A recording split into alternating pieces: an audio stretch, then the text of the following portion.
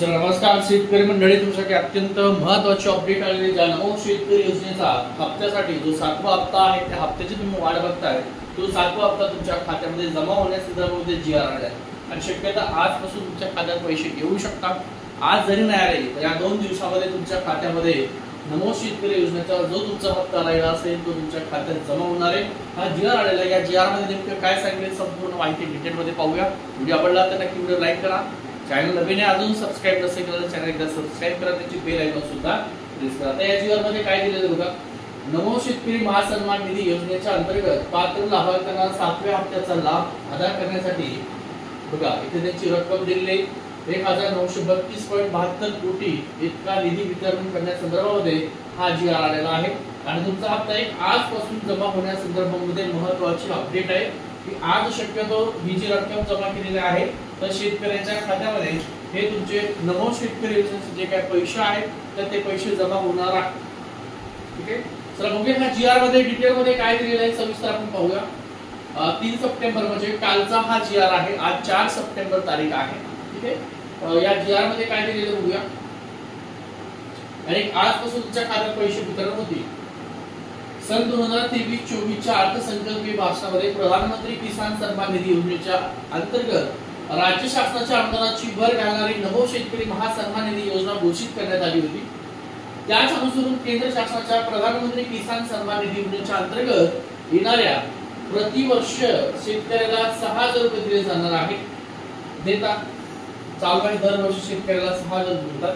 या अनुदानामध्ये राज्य शासनाची आणखी 6000 रुपये इतक्या निधीची जी योजना आहे जिला आपण नमो शेतकरी महासन्मान निधी योजना म्हणतात आणि त्या योजनेचा तुमचा 7वा हप्ता आहे, त्याची शक्यता आहे की तो तुमच्या खात्यात आज जमा होऊ शकतो। ही योजना राबवण्यास संदर्भ क्रमांक जो आहे दिलेला शासन निर्णयाच्या मान्यता देण्यात आलेली आहे। तसंच सदर योजनेच्या अंतर्गत लाभार्थ्यांना जो काही लाभ अदा करण्यासंदर्भात म्हणजे तुमचा 7वा जो हप्ता राहिलेला आहे तो 7वा हप्ता 2000 रुपये करण्यासाठी एक राज्य स्तरावर स्थापन करण्यात येणाऱ्या राज्य संकल्पीय सनियंत्रण कक्षाच्या प्रशासकीय खर्चासाठी अशी एकूण 2 स्वतंत्र बचत खाती उघडण्यासंदर्भात शासन निर्णयाची मान्यता देण्यात आलेली आहे। आणि इथे जर पाहिलं असेल बघा, नमो शेतकरी महासन्मान निधी योजनेच्या अंतर्गत लाभार्थ्यांना लाभ अदा करण्यासंदर्भात पहिला जो हप्ता आहे, दुसरा हप्ता, तिसरा हप्ता, चौथा हप्ता, 5वा हप्ता तसंच 6वा हप्ता अनुक्रमे 3, 4, 5, 7, 8 आणि 9 आडवे वितरित करण्यात आलेला आहे। म्हणजे एकंदरीत तुमचे नमो शेतकरीचे 6 हप्ते जमा करण्यात आलेले आहेत।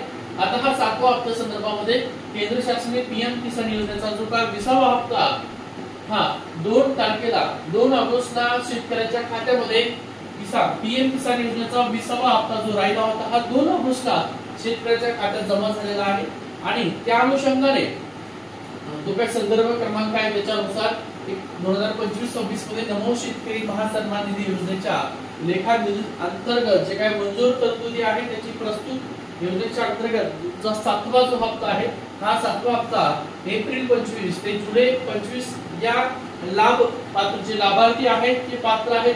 म्हणजे तुम्हाला कोण लाभार्थी ज्यांना पीएम किसान योजनेचे पैसे मिळाले ते सगळे पात्र लाभार्थी असणार आहेत।